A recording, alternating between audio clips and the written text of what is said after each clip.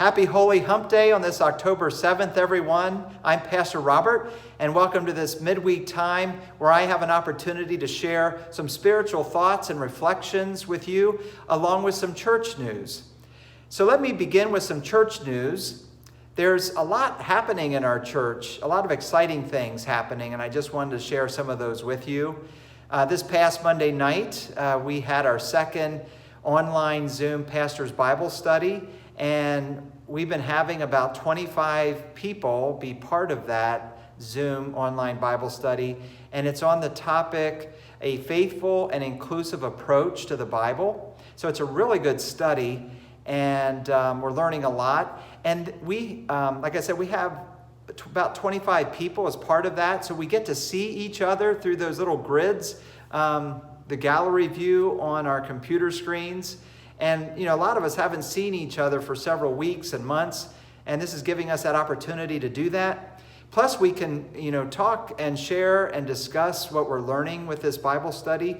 It's about an hour and 15 minutes for each Monday evening. So we have 4 more sessions of that. We also have some people that have been part of our congregation but have either moved out of state or even moved outside the country, and they are joining with us, as well as some people who have connected with us through our online worship services and then heard about our online Bible study. So we're picking up some new folks, and that's wonderful, wonderful to have. So I've really enjoyed that and looking forward to continuing our pastor's Bible study. And also wanted you to know that at the end of September, we had our leadership board meeting, and just want you to know what a great job our leadership board does on our behalf. So the leadership board consists of about a dozen people, and we are divided up into teams. So we have a trustees sub-team, we have a finance sub-team, we have a staff parish sub-team, and they all bring reports to our meetings, and we meet every other month as a leadership board, but those sub-teams meet more often. And so you'll be seeing some minutes from our latest leadership board meeting so that you can follow up with all of the details of what we are planning and doing through leadership board. We also talked at our last meeting with the leadership board about our potential reopening date for November 29th, which is the beginning of the season of Advent.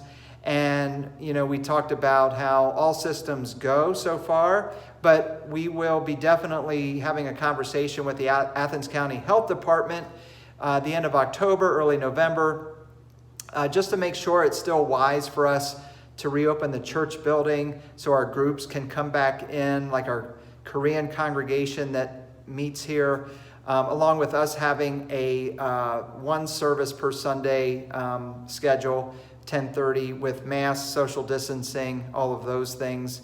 So we'll keep you posted. We'll keep you updated, especially as we get toward that potential reopening date.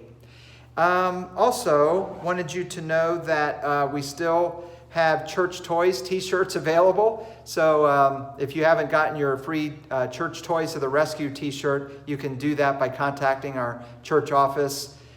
It's fun to see people wearing those. Look for a church mailing the end of this month, and that church mailing will be helping us to prepare for a new year of ministry in 2021 as a result of our Come to the Water Fall series. And this mailing will also have the new church pictorial directory. And so many of you have submitted your photos, and so we are putting that together, and we will be sending that out. It will also be a commemorative edition for our 220th year of ministry as Athens First, as a congregation. So it'll have a special piece in that directory about our history. So I think you're going to really enjoy that new pictorial directory. So we are in the midst of our Come to the Water series. We're in the middle of that. This past Sunday was our third Sunday in that series of the 6-week series. And the focus was on jumping in. And jumping in refers to worship and the importance of participating in weekly worship, whether it's online or in person. Right now, for us, it's online. And so I thought it would be helpful for me just to share some of my responses to the sermon discussion questions for this week based on that focus of worship and jumping in with the Come to the Water series. You can get these sermon discussion questions every single Monday. We post the sermon discussion questions at the bottom of that. It's on all of our social media pages like Twitter and Facebook, Instagram, also on my personal weblog, so you can access the sermon discussion questions there. And these are used by our small groups. They can be used by other groups in the church, and you can use it individually. And that's what I wanted to do here, just to model it a little bit. And I thought you might just like to hear some of my own personal reflections related to weekly worship. So the first question for the sermon discussion questions is, how has COVID-19 and the challenge of worshiping in person, worshiping online, impact your faith over these past several months? What have you learned during this challenging time as it relates to weekly worship? That's a great question, and I'm trying to think how to respond to that. I think for me, it really has simply changed my rhythm. So for me, Wednesdays are like Sunday for me, because Wednesdays are when we record the online worship services. And so when I pull out of my driveway with my suit and tie on, it feels like Sunday morning, actually. And I wish we could worship together in person on Sundays like we were doing, but it just, isn't possible for us to do that. So for me, Wednesday is my weekly worship, and then I like to watch that worship service with all of you on Sundays. So I would say that's how that's impacted me. And what have I learned during this challenging time? I think I've learned that we can still be the church. And I've also learned that some other people that we might have not been reaching with our in-person worship only, we are actually reaching more people this way. And I think that is actually a blessing through all of this. So that would be my answers to that first question. And the second question is, which of these features of worship stand out for you and why? And those features, which were from the sermon on Sunday, number one, we are an important part of God's family, the church. That's an important feature of worship. Number two, we are the visible expression of God's family here on earth. Number three, we can encourage each other. Number four, we can accomplish more together than we can alone. And number five, we can celebrate God's presence in our lives and in our church. It's so hard to pick just one of those as the most important for me as a dimension of being a people of worship. I guess I would need to go with number three, that it says we can encourage each other. I think worship is a great time for us to encourage each other. I feel like it's my role as a pastor in leading worship, whether it's online worship recordings or in-person worship, that my sermons and the way I lead hopefully are encouraging to you.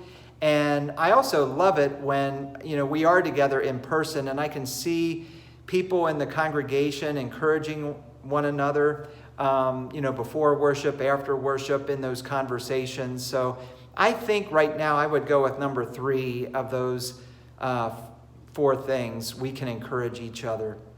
The next question is, do you struggle with any of these reasons that can keep us from worshiping regularly? What can help you to overcome these challenges? So the things that I mentioned in the sermon, there's four challenges that we can have of not worshiping. And the first one is global pandemics. That could be a challenge, and that's what we're facing now. The second one is being too busy, that we then don't go to worship or participate in worship because we're just too busy. Number three, someone in the church hurt our feelings, so we don't want to go to church and see that person. That's one I mentioned.